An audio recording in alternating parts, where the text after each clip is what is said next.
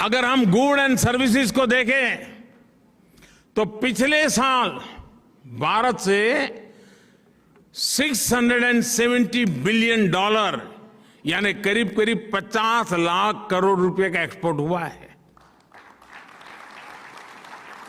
आंकड़ा देख करके हाथ जम गए क्या?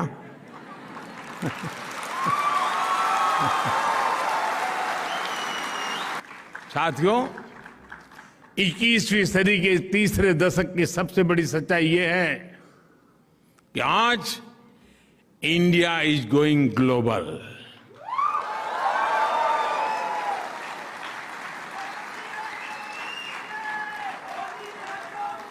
कोरोना के इसी काल में भारत ने 150 से ज्यादा देशों को जरूरी दवाइयां भेजकर अनेकों जिंदगियां बचाने में मदद की है। जब भारत को कोविड के वैक्सीन बनाने में सफलता मिली तो हमने अपनी वैक्सीन से करीब 100 देशों की मदद की है। दोस्तों, साथियों, आज का ताजा खबर।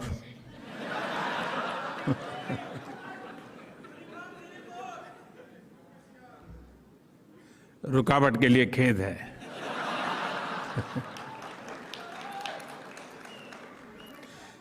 आज विश्व में गेहूं की कमी का सामना दुनिया कर रही है।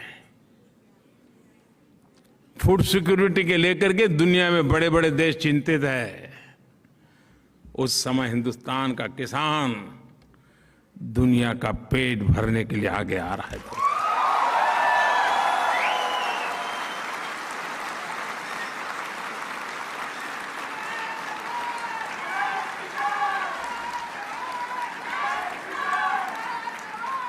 साथियों, जब भी मानवता के सामने कोई संकट आता है तो भारत सॉल्यूशन के साथ सामने आता है।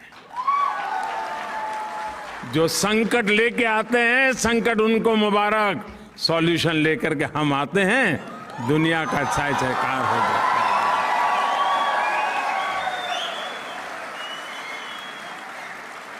है। यही दोस्तों, यही नया भारत है, यही नए भारत की ताकत है।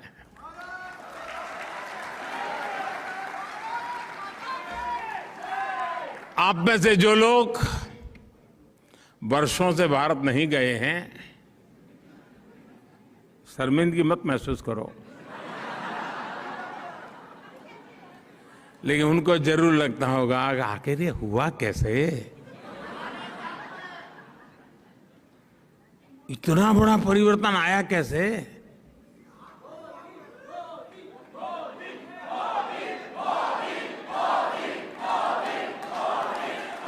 जी नहीं साथियों, आपका आंसर गलत है।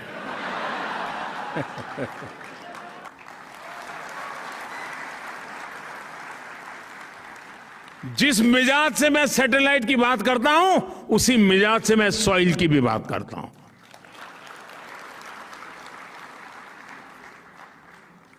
साथियों, आज मैं आप सभी से ये आग्रह करूंगा कि भारत के लोकल को ग्लोबल बनाने में आप भी मेरा साथ दीजिए।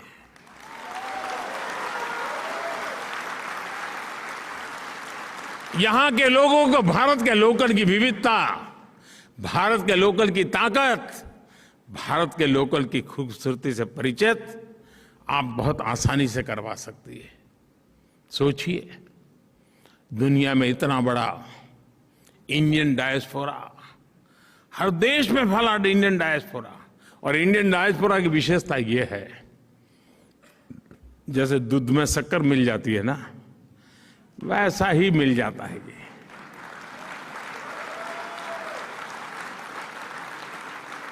और पता ही नहीं चलता, वैल्यू एडिशन कर देता है, दूध को मीठा बना देता है। जिसके पास ये सामर्थ्य है, वह आसानी से हिंदुस्तान के लोकल को अपने प्रयासों से जर्मनी की धरती पर ग्लोबल बना सकता है।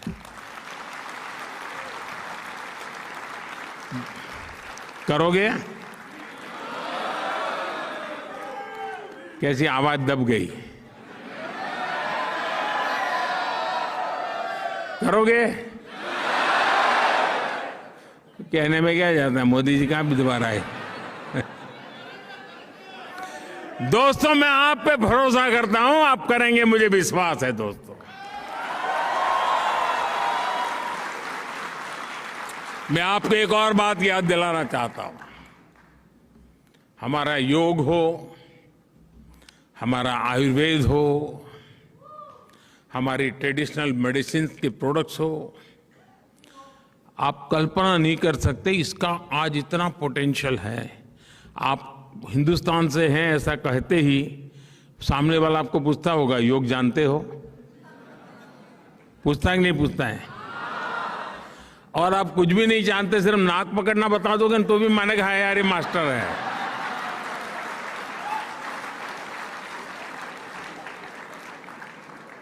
भारत के ऋषि मुनियों की तपस्या की आबरू इतनी है कि आप एक छोटा सा बोर्ड लगा दो या कोई ऑनलाइन प्लेटफॉर्म खड़ा कर दो और नाक पकड़ना सिखा दो, डॉलर देकर के फी देने आएगा कि नहीं आएगा?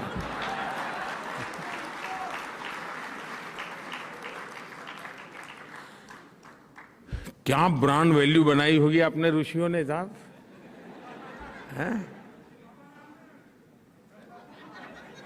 हजारों वर्ष पहले ऋषि मुनियों ने जो तप करके छोड़ दिया रास्ता, आज दुनिया गला लगा रही है। लेकिन क्या आप उसके साथ जुड़े हैं क्या? मैं आपसे आग्रह करूंगा, 21 जून को इंटरनेशनल योगा डे है, बहुत दूर नहीं है। अभी से टोलियां बना करके चारों तरफ छा जाइए दोस्तों, हर किसी को नाक पकड़ना सिखा दो दोस्तों।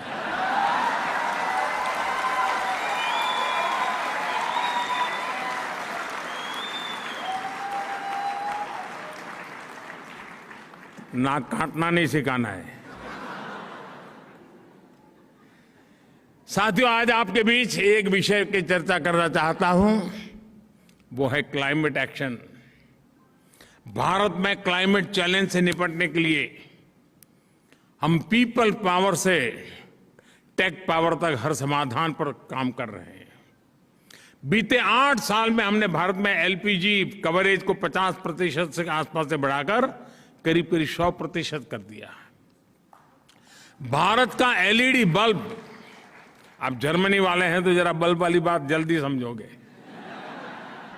भारत का लगभग हर घर अब एलईडी बल्ब उपयोग कर रहा है। स्ट्रीट लाइट्स एलईडी हुए।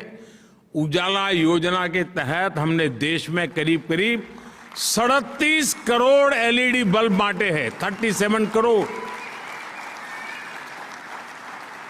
और एलईडी बल्ब का उपयोग ऊर्जा बचत के लिए होता है, एनर्जी सेविंग के लिए होता है।